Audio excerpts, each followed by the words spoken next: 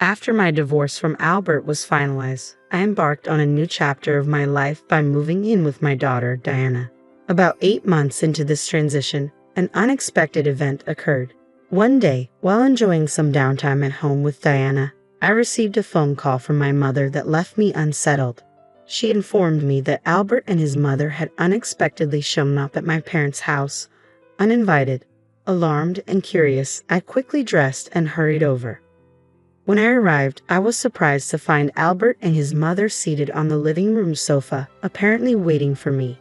Confused by their sudden presence, I asked, "Why are you here at my parents' house?"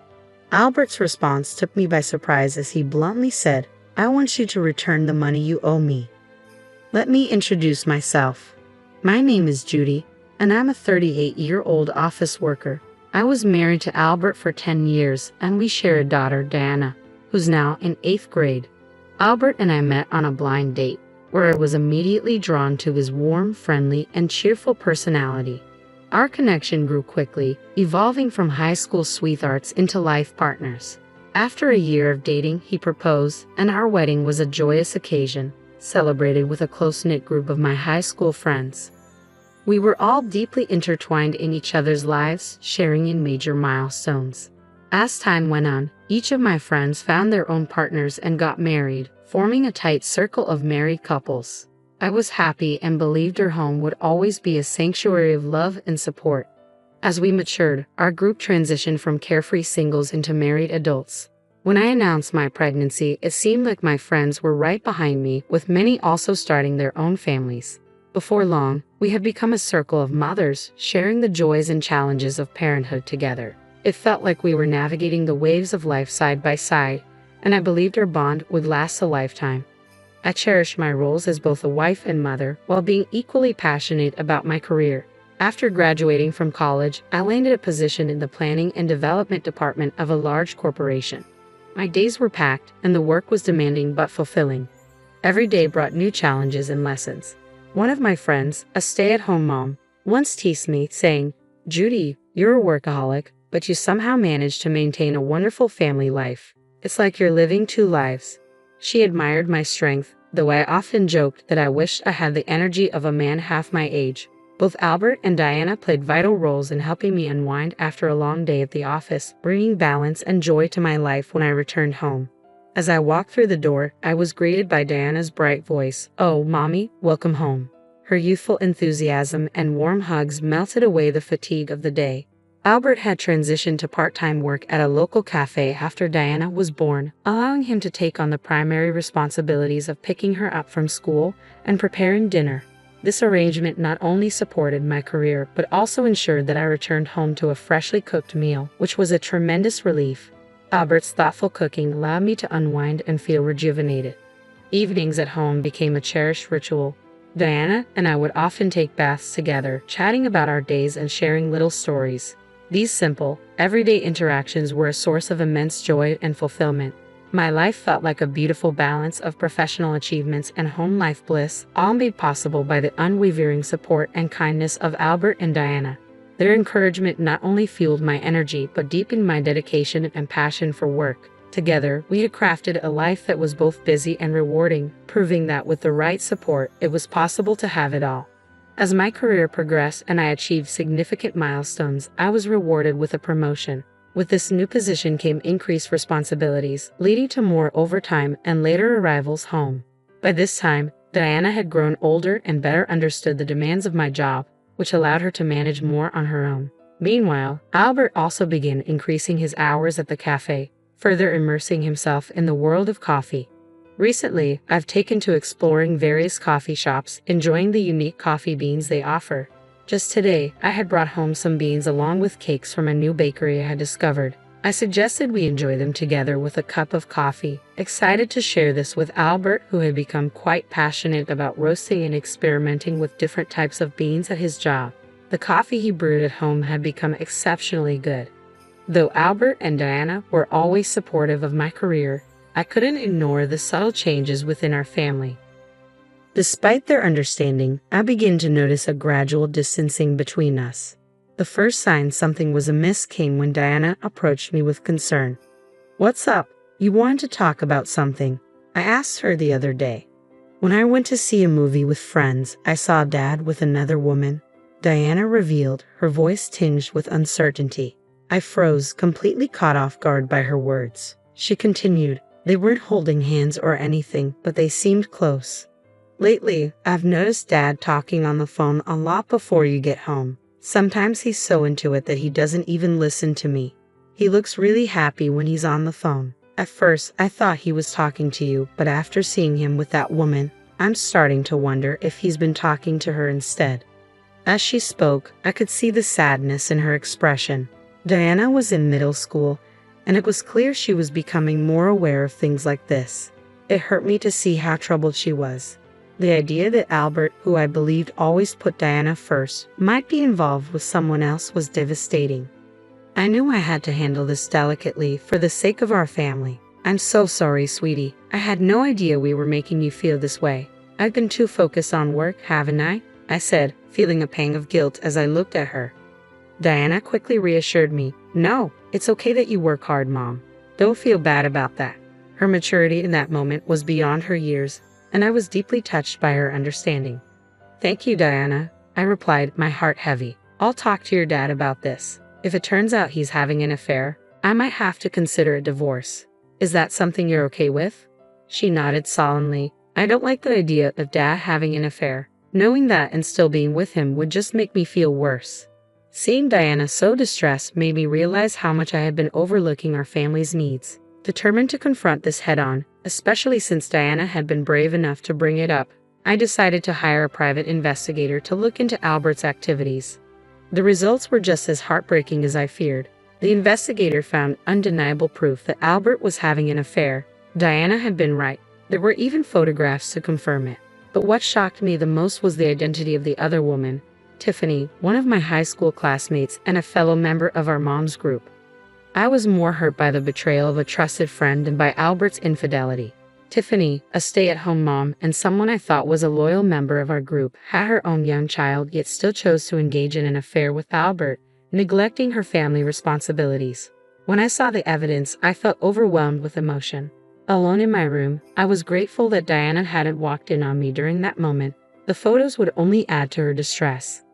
I wasn't ready to confront Albert yet, nor could I let Diana see these disturbing images. I took a few deep breaths to steady myself.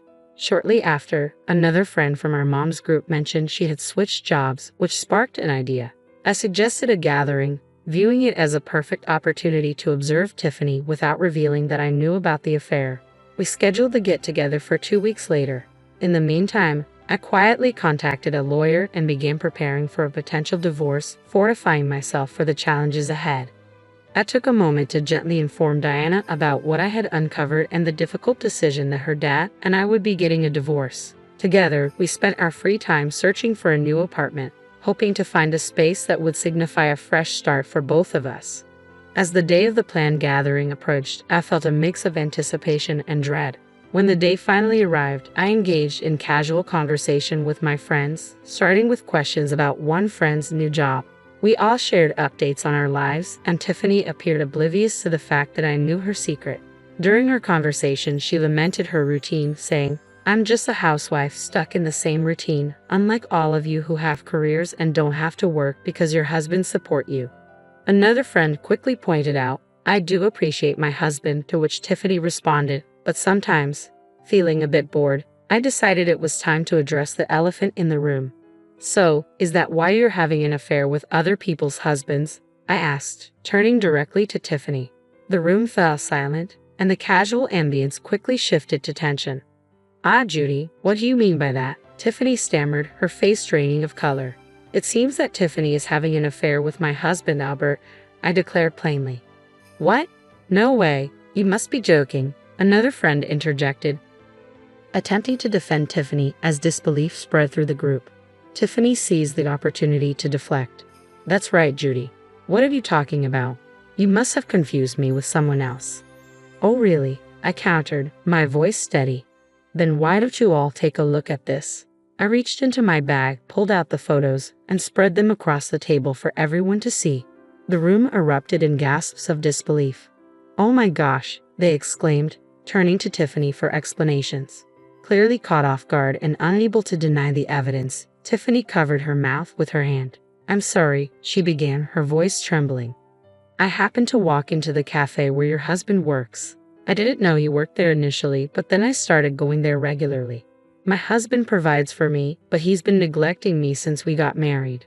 I was feeling lonely."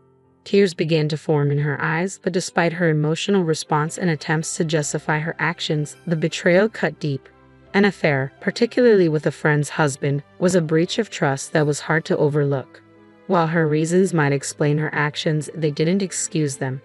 The revelation was painful but necessary, confirming the suspicions I had begun to harbor and reshaping the dynamics of our friendship and personal lives. Throughout the confrontation, I maintained my composure, unaffected by Tiffany's tears. "I'm sorry to everyone else here, but Tiffany, I need to let you know that I will be seeking alimony from you," I announced firmly. Earlier that day, I had taken a formal step. I sent a certified letter to your mailbox. Tiffany's face fell as she absorbed the weight of the situation. "Oh no," she murmured, a mix of worry and disbelief lacing her voice. "How could he do something so terrible? It's far worse to have an affair with a friend's husband, especially when you're married and have a child," I replied, steady and resolute. "You need to face the consequences and make amends for your actions." Tiffany, visibly shaken, nodded in acknowledgement. One of my friends chimed in, "We really can't trust you anymore, Tiffany." With that, we left the restaurant, leaving Tiffany to grapple with the fallout.